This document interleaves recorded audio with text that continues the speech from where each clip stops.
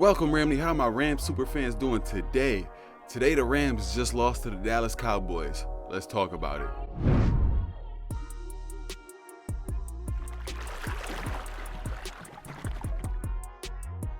All right, guys, just plain and simple, this is gonna be a very quick video. Let's just get it all out there. The Rams are officially terrible. I'm here to tell you exactly how it is. I'm not gonna eat around the bush. I am gonna keep it all the way real. The Rams are not a good team this year. We have a few glaring issues, and if they don't get fixed very soon, this season is done. Before I get into that, let's just talk about the positives here. There was a few positives. The Rams secondary looked pretty good today. Cooper Rush only threw for 102 yards passing. Not too bad. Honestly, the defense as a whole, outside of Tony Pollard's 57-yard run, didn't look too bad. I would say through 3 quarters, the Rams running defense held up really nicely. It seems like the defense kind of stalled out towards the end of the 4th quarter. And we also got some decent pressure on Cooper Rush. Ended up sacking him 3 times. We hit him 6 times. Honestly, this defense didn't play too bad at all. But it's hard. It's hard to hold up time and time again when this offense of the Rams gives you absolutely no help whatsoever. This offense is disgusting. It's terrible. And I love to come here week and week and week again and tell you, it's our offensive line and it's the injuries, it's the injuries, it's the injuries. Injuries is just part of football. Injuries happen. What are you gonna do about the injuries? And this dates way back to the preseason when I said time and time again during the preseason and the offseason that this Rams offensive line is shaky. And not even shaky, there's no depth. If somebody gets hurt, there's no depth whatsoever. If I could see that, why doesn't Les Snead and Sean McVay see that? Not only did somebody get hurt, but 2 or 3 starters have been out every single game and their backups are out. We're signing people off the streets to come and play meaningful football. And unfortunately, we don't have a quarterback that plays very well under pressure. And when I say he doesn't play well under pressure, I mean physical pressure. The mental pressure when, it's a game-winning drive, Matthew Stafford is the best quarterback in the world, in my opinion. But when you constantly get players in his face and he's constantly under duress, he's gonna make mistakes. Last week he was sacked 7 times. This week he was sacked 5 times. Matthew Stafford got hit 11 times in this game. I actually thought he did a pretty decent job of getting rid of the ball. This offensive line is gonna be the reason why our season gets destroyed. And there's another glaring issue here. The last couple of weeks I keep saying, Matthew Stafford and Allen Robinson are, building up chemistry, and week in, week out, it's going to get better. It's going to get better. It's not going to get better. It's not a chemistry issue. We have to call it what it is. The problem is Allen Robinson's talent. He's just not that good anymore. He's not the same Allen Robinson that played for the Chicago Bears a few years ago.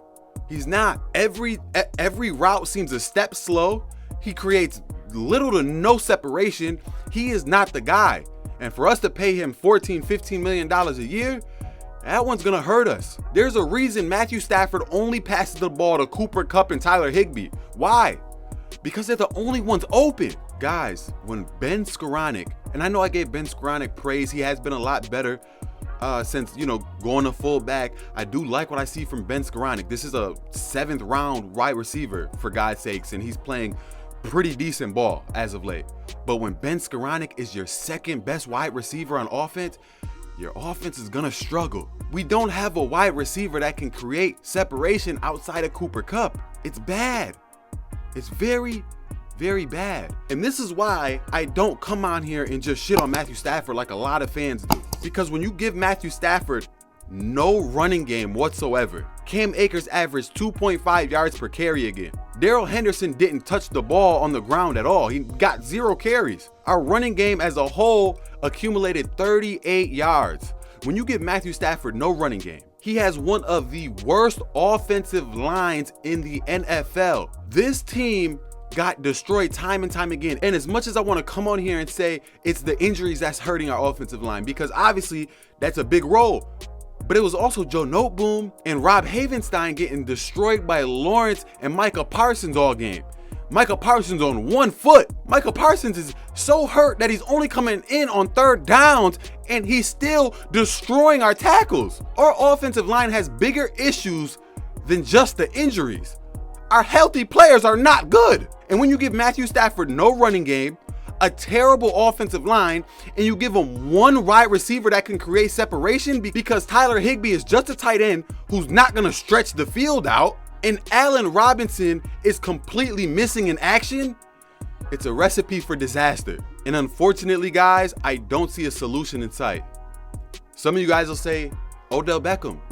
Well, guess what? Odell Beckham isn't coming back anytime soon. He's not gonna come back for what, another month and a half, maybe? Middle of November? And even then, you have an older wide receiver coming back from a second ACL tear. I don't know if he's gonna be the same Odell Beckham. And even if he is, I can guarantee you it's gonna take him a few weeks to shake rust off. So you're talking about December before Odell Beckham looks like Odell Beckham, if he does in fact eventually look like Odell Beckham, which is a big if. By then our season's done. Not even to mention that Odell Beckham is currently not on this team.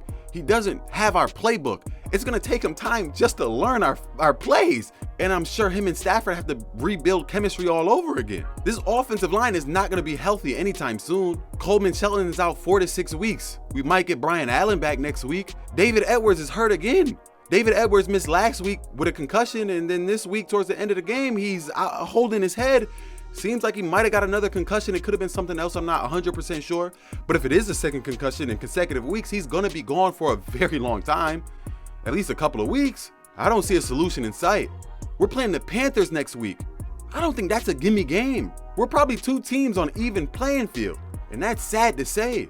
We're the reigning defending Super Bowl champions. You have Leonard Floyd, who is just terrible. I would love for Leonard Floyd to get cut right now. Like, cut Floyd today. Don't wait till the end of the season. I swear on everything I love, if Leonard Floyd is in a Rams uniform next season, getting paid $16 million a year, I'm gonna blow a gasket. I don't understand why he's on our team now. Please cut him now and eat the money. Eat the money.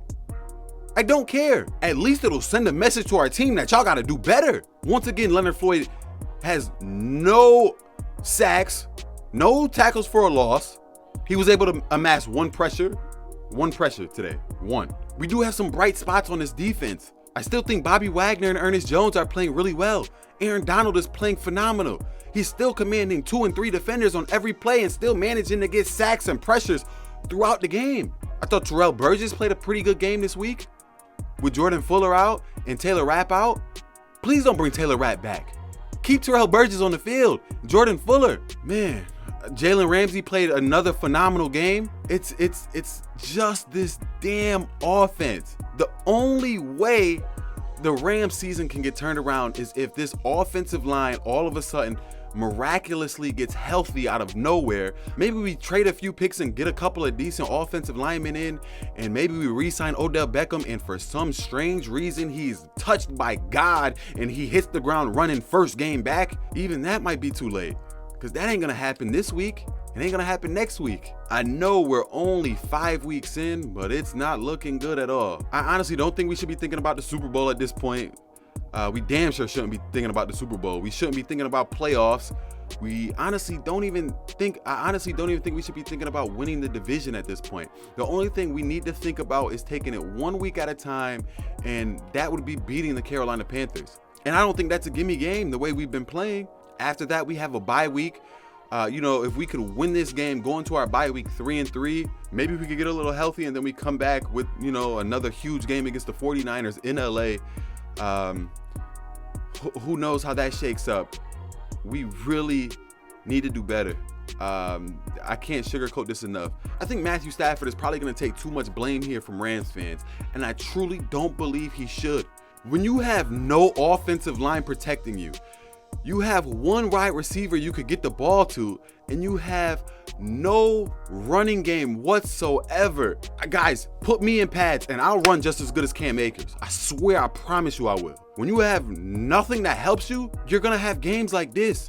Tom Brady would have games like this. It doesn't matter. He needs help. Cooper Kupp is the only one out there playing.